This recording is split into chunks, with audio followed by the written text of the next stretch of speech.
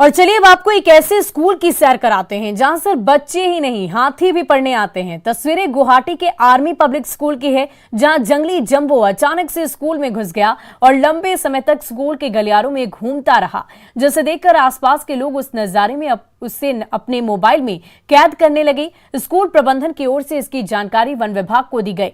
काफी कड़ी मशक्कत के बाद वन विभाग ने हाथी को पास के अमचुंग वन्यजीव अभयारण्य के जंगलों में पहुंचाया।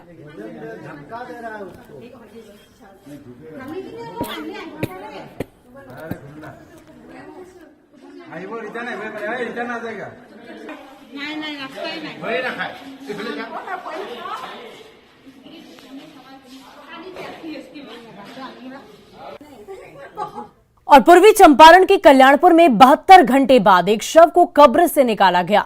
13 सितंबर को इरशाद आलम उर्फ बबलू की मौत हुई थी, जिसके बाद उसका शव दफना दिया गया था। बाद में मृतक के परिजनों ने बबलू के ससुराल वालों पर उसकी हत्या का आरोप लगाया और एफआईआर दर्ज कराई, जिसके बाद शव को कब्र से बाहर निकाला गया। मृतक के परिजनों का कहना है कि बबलू की पत्नी और उसकी सास ने उसकी हत्या कर दी है। बबलू चेन्नई में काम करता था, लेकिन बीमार होने के बाद वो अपने ससुराल में रहने चला आया था। अब बबलू के शव का पोस्टमार्टम कराया जाएगा। बाहर से तो ऐसा क्यों? इसका लोभ था दूसरा जगह। क्या लोभ? शादी करने का। किससे? कौन दो लड़का है उसका नाम हम नहीं जानते। आपकी पतो आपका बेटा का हत्या करवाया है और कोई उसमें उसका माँ है। अच्छा, सास बेटी या बता रही। और देखिए, महाराष्ट्र पुलिस ने पटना के बेउर न्यू पटना कॉलोनी से 2 साइबर अपराधियों को गिरफ्तार कर लिया है और इनके पास से ठगी के इस्तेमाल किए गए मोबाइल फोन, सिम कार्ड और कई एटीएम और डेबिट कार्ड बरामद किए गए। पकड़े गए युवकों में अभिषेक नालंदा का जबकि बिट्टू शेखपुरा का रहने वाला बताया जाता है। दोनों पटना में रहकर लोगों से ठगी करते थे। दोनों ने महाराष्ट्र के 4 लोगों को गैस एजेंसी दिलाने के नाम पर लाखों रुपए की ठगी की थी और इसी मामले में महाराष्ट्र पुलिस ने उन्हें गिरफ्तार कर लिया। वहीं मुजफ्फरपुर के कथैया थाना में ग्रामीणों ने जमकर हंगामा किया। दरअसल पुलिस ने शराब धंधेबाज राजन सहनी को गिरफ्तार कर लिया था। जेल भेजने के पहले ही उसकी अचानक तबियत खराब हो जाने की जानकारी मिलने के बाद परिजन और ग्रामीण आक्रोशित हो गए। उसके बाद कथैया थाना पर सैकड़ों की संख्या में लाठी डंडा लेकर लोगों ने सड़क पर जाम बवाल कर दिया और ग्रामीण ने पुलिस पर राजन सहनी की पिटाई का आरोप भी लगाया। साथ ही पुलिस हिरासत से छोड़ने की मांग करने लगे, जिसके बाद कई थानों की पुलिस मौके पर पहुंचकर मामले को शांत कराया है। वहीं वैशाली पुलिस ने एक ट्रक से भारी मात्रा में शराब की जब्ती की। लालगंज पुलिस ने परमानंद गांव के पास छापेमारी की, जहां ट्रक से पुलिस ने भारी मात्रा में विदेशी शराब को जब्त किया है। शराब तस्कर सॉफ्ट ड्रिंक की आड़ में शराब की तस्करी कर रहे थे। हालांकि शराब तस्कर और ट्रक चालक पुलिस को चकमा देकर फरार हो गए। और देखिए, पशु पक्षियों के अवैध कारोबार के खिलाफ वन एवं पर्यावरण मंत्री तेज प्रताप यादव का अभियान जारी है। तेज प्रताप यादव ने 2000 से ज्यादा पक्षियों और कच्छुओं को आजाद कराया। तेज प्रताप यादव पटना के कुर्जी और अनीसाबाद सहित कई इलाकों में गए और पिंजरों में कैद पक्षियों को आजाद करा दिया।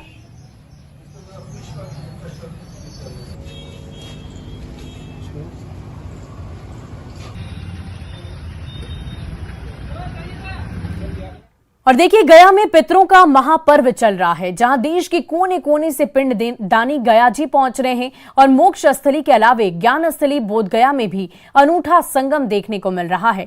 बोधगया क्षेत्र में 5 पिंड वेदियां हैं, जहां पिंडदान किया जा रहा है। यहां पिंडदानी पिंड मातंग वापी में शिवलिंग पर अर्पित करते हैं। यहां किए गए पिंडदान और त्रिपिंडी श्राद्ध करने से प्रेत बाधा से मुक्ति मिलती है। जायजा लिया संवाददाता एलन लिनी ने।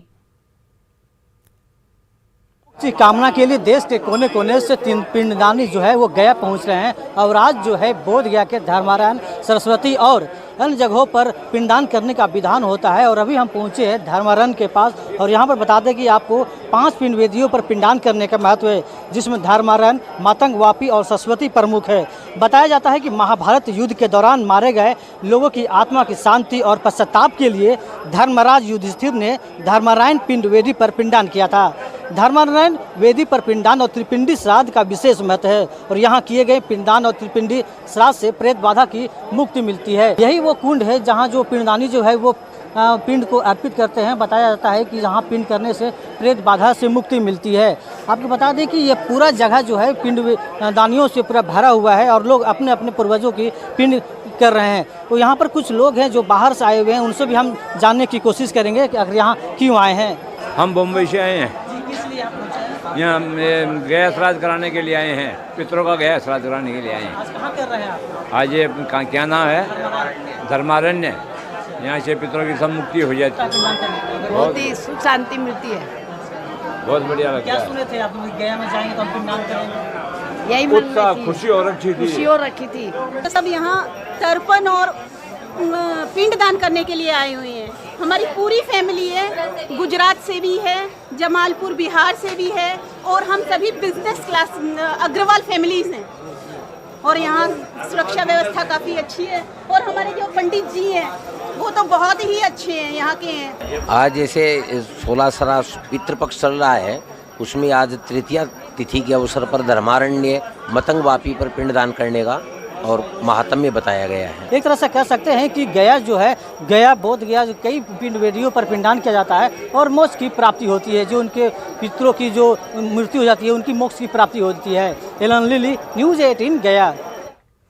और अब कहानी रांची के उस मैदान की जिसने देश को 50 अंतर्राष्ट्रीय हॉकी खिलाड़ी दिए, लेकिन आज वो मैदान नई खेल नीति से अपनी पुरानी विरासत और अपना खोया हुआ गौरव वापस मांग रहा है। देखिए न्यूज़ 18 की ये स्पेशल रिपोर्ट।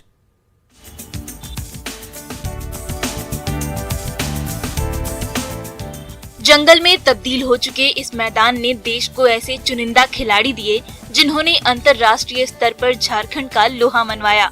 शुरुआत 1975 से हुई, जब सावित्री पूर्ति ने भारतीय टीम में अपनी जगह बनाई। उसके बाद से तो खिलाड़ियों की लिस्ट बढ़ती चली गई, लेकिन रांची के बरियातू गर्ल्स हाई स्कूल का ऐतिहासिक हॉकी मैदान अनदेखी की वजह से जंगल बन गया है। के बना दिया है, तो ये हमारे स्कीम में है सर। हम लोग बहुत ज़्यादा इस पर ध्यान भी दे रहे हैं कि बहुत जल्द इसको फुटबॉल ग्राउंड के रूप में विकसित करने की सरकार की योजना है। तो अभी तो फिलहाल तो बच्चे चूँकि नए स्टेडियम बन गए हैं, तो जब नया बनता है तो पुराने पे ध्यान थोड़ा चला जाता है। बच्चों की भी इच्छा रहती है कि हम लोग वहीं खेलें। ये मैदान 50 से ज्यादा अंतर्राष्ट्रीय खिलाड़ियों की भागदौड़ का गवाह है, लेकिन बरियातू गर्ल्स हाई स्कूल परिसर में ही नया एस्ट्रो टर्फ स्टेडियम बनने से इस मैदान को भुला दिया गया।